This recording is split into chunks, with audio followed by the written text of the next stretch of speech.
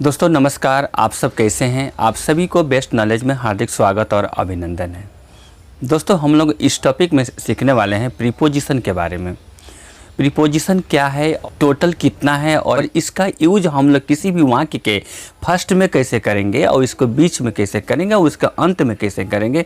Exam में चाहे UPSC हो, चाहे एसएससी हो, चाहे सीजीएल हो, चाहे एयरफोर्स का हो, चाहे बैंकिंग का हो, चाहे असम टेट हो, चाहे सी टेट हो, चाहे बिहार यूपी टेट है, किसी भी इंट्रेंस में या हर परीक्षा में कैसे आएगा और आप लोग कैसे इससे सुंदर से बहुत कम समय में समझेंगे, मैं आप लोग के लिए बहुत इजी रूल से समझाने जा रहा हूं दोस्तों। इसलिए आप लोग ध्यान से देखिए और ये बहुत इजी है, सुनिए। जैसे लिखा हुआ कि ही डाइड कैंसर, वह कैंसर से मरा। यहाँ पर ऑप्शन है 4, यानी कि ऑफ, फॉर, फ्रॉम, बाई और इन। ये पांचों में से किसको देंगे? चूज द करेक्ट प्रीपोजिशन से। इसमें जितने ऑप्शन में दिया गया है तो इसमें से डाई के बाद जो ब्लैंक है उस ब्लैंक में कैंसर के पहले हम क्या भरेंगे, कैसे समझेंगे कि हम लोग यहाँ पर ऑफ होगा कि बाई होगा कि इन होगा कि थ्रो होगा कि। सबसे पहले समझिए आप लोग, डाई के बाद ऑफ भी होता है, फॉर भी होता है, फ्रॉम भी होता है, बाई भी होता है, इन भी होता है, थ्रू भी होता है और विथ भी होता है। एक डाई वर्ब के बाद preposition of, for, from, by, in, through और विथ, इस 7 प्रीपोजिशन दिया जाता है। तो आप लोग के एग्जाम में कोई भी आप कैसे समझेंगे आप लोग कि कहाँ पर हम क्या दें।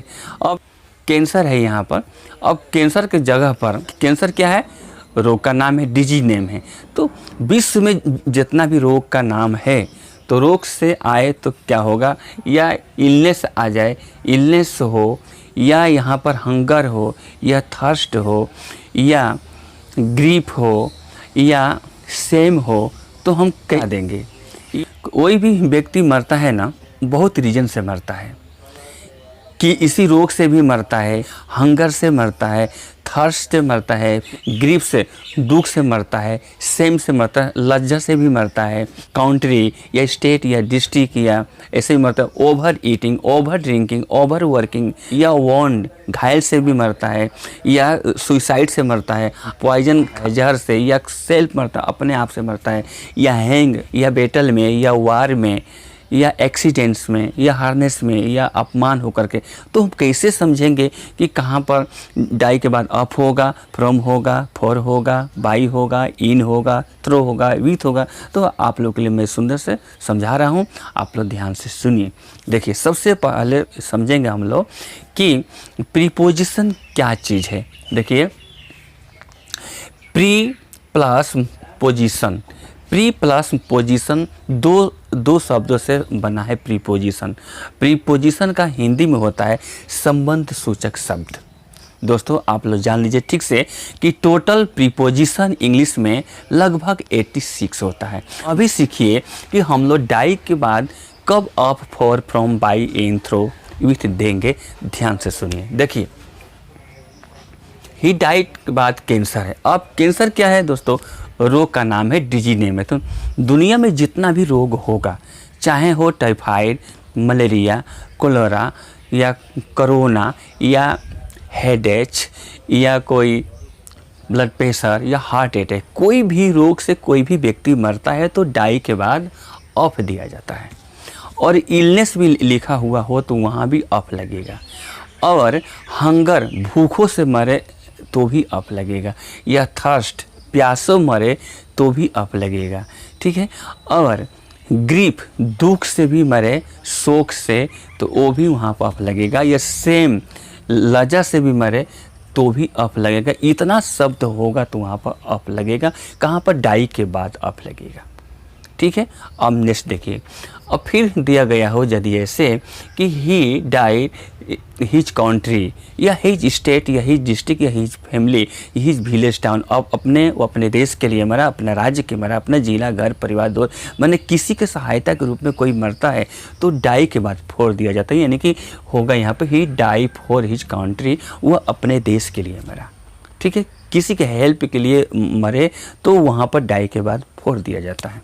अब नेक्स्ट देखिए, नेक्स्ट है ही डाइड ओवर वर्किंग, मैंने अधिक काम करेंगे तो over working, over eating, over talking, over speaking, over dancing, over singing या ओवर आउट ऑफ लिमिट कोई भी काम करके कोई मरे, या फूड पॉइजनिंग, ठीक है, या ओन्ड WOUND मैंने घायल होकर मरा तो वहाँ पर डाई के बाद में फ्रॉम दिया जाता है। तो यहाँ होगा he died from over working या ओवर स्पीकिंग। तो ऐसे आउट ऑफ लिमिट से कोई भी व्यक्ति मरे तो डाई के बाद में फ्रॉम दिया जाता है, ठीक है।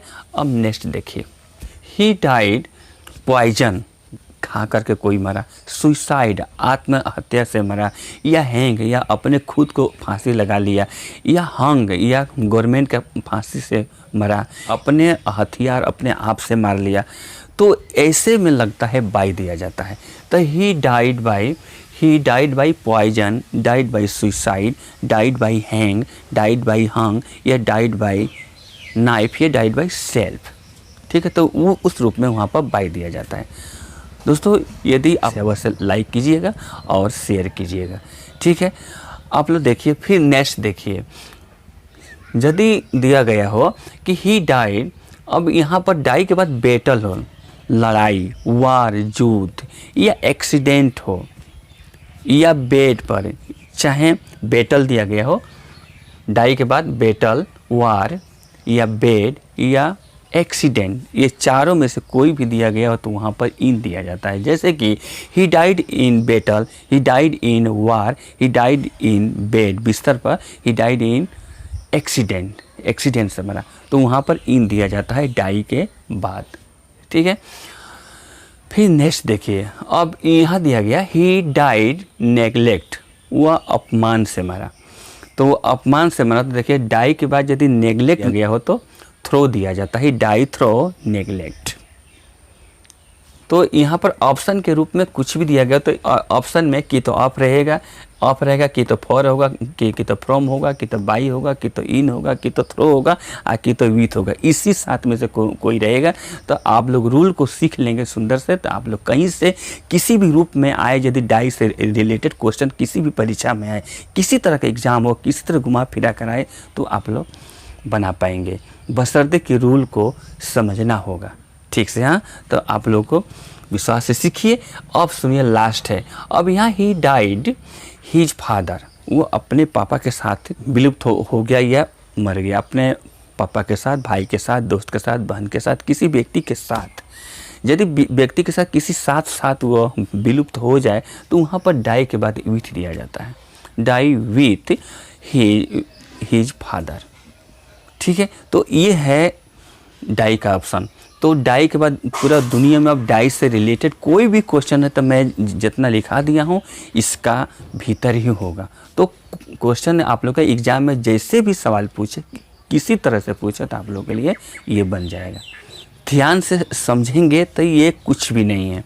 देखिए, अब कोई पूछे कि डाई के बाद हम ऑफ कब देंगे, तो ध्यान रहे, डाई के बाद कोई भी रोग का नाम हो, डिजीज का नाम हो तो भी अप लगेगा, इलनेस लिखा हुआ तो वो भी अप लगेगा, या हंगर हो या थर्स्ट यानी भूख हो या प्यासा, या ग्रीफ हो या सेम हो तो वहाँ अप लगेगा। और कोई किसी देश के लिए भलाई की, किसी के हेल्प के लिए मरता है तो डाई के बाद फोर दिया जाता है। और कोई अति आउट ऑफ लिमिटिंग यानी कि over working, over drinking, over dancing, over speaking यदि अति से मरता है, या ऑन फूड पॉइजनिंग से भी मरता है तो डाई के बाद वहाँ पर फ्रॉम दिया जाता है, ठीक है। कोई आदमी जहर खाने से या सुसाइड करने से या हैंग फांसी लगाने से सेल्फ मरता है, die by suicide, died by poison, died by hang, died by hung या डाइड बाई सेल्फ मरता है तो वहाँ डाई के बाद बाई दिया जाता है।